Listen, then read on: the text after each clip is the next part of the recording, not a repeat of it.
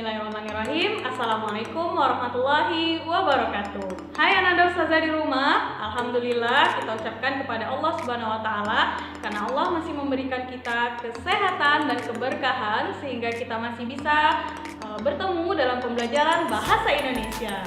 Nah, sebelum kita mulai pembelajaran, marilah kita berdoa untuk menambah keberkahan kita pada pembelajaran kali ini. Berdoa dimulai. أعوذ بالله من الشيطان الرجيم بسم الله الرحمن الرحيم رضيت بالله ربا وبالإسلام دينا وبمحمد نبيا ورسولا رب زدني علما وارزقني فهما. Selesai. Nah, pada kesempatan kali ini Ustazah ingin memberikan antum sebuah video pembelajaran. Namun sebelum itu, mari sama-sama kita ucapkan jargon kebanggaan kita, yaitu Abdurrab, Rabani, Amanah, Beradab. Baik, setelah kita melantunkan sebuah jargon kita, selanjutnya Ustazah ingin memberikan antum 9 target lulusan kita.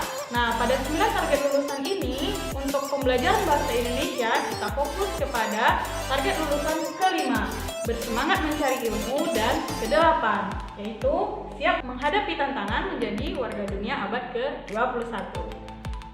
Baik, sebelum itu, saya juga ingin memberikan antum aspek diniyah atau islamisasi pendidikan di pembelajaran bahasa, khususnya materi kita pada hari ini. Materi kita pada hari ini yaitu mengenal teks sejarah.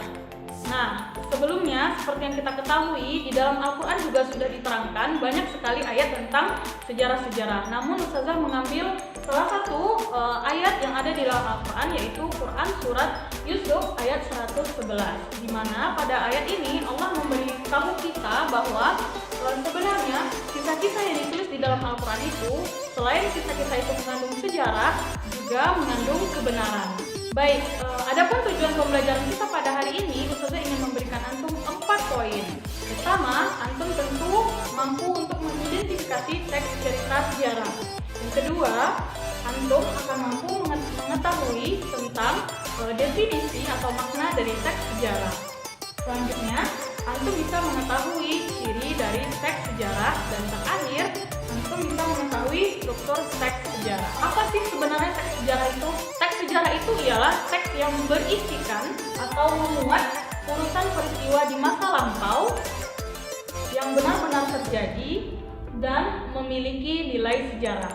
Nah, berarti kalau misalnya teks fiksi, apakah dia termasuk ke dalam teks sejarah? Tidak ya, karena dia tidak memiliki nilai sejarah. Karena dia memiliki nilai sejarah ini, tentu ada kata kunci di dalam pembelajaran teks sejarah ini. Nah, pada pembelajaran kali ini, Ustazah akan membagi ke dalam 3 materi, yaitu pertama tentang pengertian, kedua ciri-ciri, dan terakhir ada struktur. Pada pengertian tadi, antum sudah mengetahui bahwa teks sejarah itu merupakan teks yang berisikan tentang urutan peristiwa, dan dia berasal dari masa lampau, dan dia benar-benar terjadi. Kata kunci yang terakhir adalah dia memiliki nilai sejarah. Kemudian kita berbicara tentang ciri-ciri. Ciri-ciri dari teks sejarah ini sangat mudah untuk antum ketahui.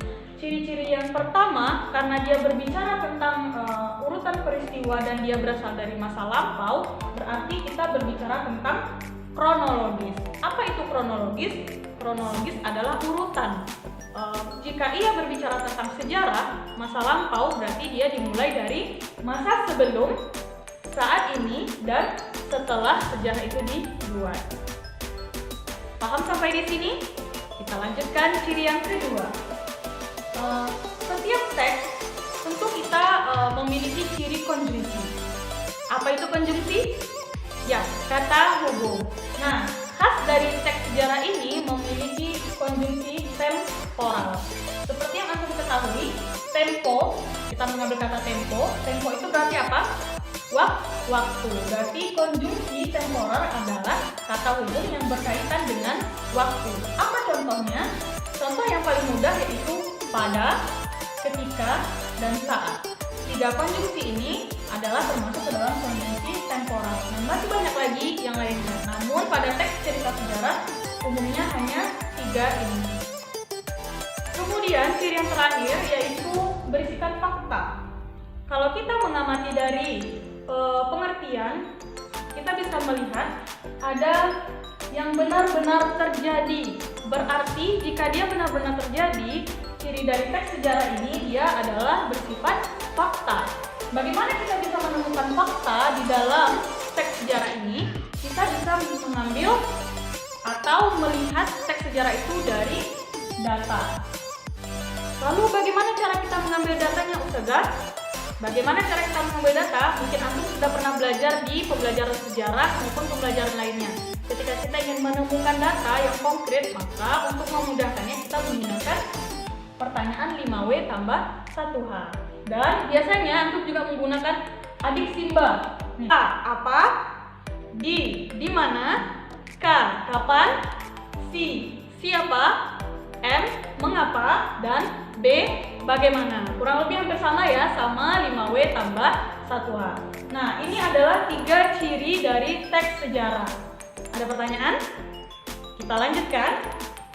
Oke, untuk struktur, Ustazah hanya akan membahas ini secara sekilas saja, karena nanti di pertemuan selanjutnya kita akan lebih gamblang membicarakan tentang struktur. Dan juga kita akan mencari dari teks sejarah itu strukturnya seperti apa. Untuk struktur pertama, kita mengenal semua teks itu pasti ada pendahuluan. Struktur pertama itu adalah orientasi. Biasanya orientasi ini terletak pada paragraf pertama. Nah, orientasi ini seperti yang antum ketahui, sinonim dari orientasi adalah pengenalan. Maka pada teks sejarah itu pengenalan di awal itu termasuk ke dalam struktur orientasi. Nah, struktur yang kedua yaitu urutan peristiwa. Urutan peristiwa ini biasanya ada pada paragraf setelah paragraf pengenalan atau biasanya dimulai dari paragraf kedua. Paragraf kedua pada paragraf urutan peristiwa ini dia akan berisi tentang kejadian awal hingga akhir. Struktur yang ketiga atau struktur yang terakhir kita mengenalnya dengan reorientasi. Jika di paragraf awal itu orientasi adalah pengenalan, maka reorientasi bukan pengulangan ya, melainkan penutup. Nah, biasanya penutup atau reorientasi daripada teks sejarah ini berisikan tentang pendapat penulis tentang bahasan-bahasan atau cerita dari sejarah tersebut.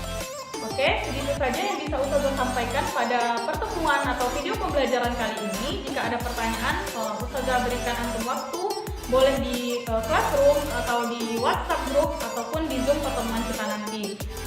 Oke, Ustazah tutup pertemuan kita ini di hamdalah. Alhamdulillahirrabbilalamin. Dan doa kafaratul majelis. Subhanakallahumma wa bihamdika asyhadu an la ilaha illa anta astaghfiruka wa atubu ilaik. Assalamualaikum warahmatullahi wabarakatuh. Dah.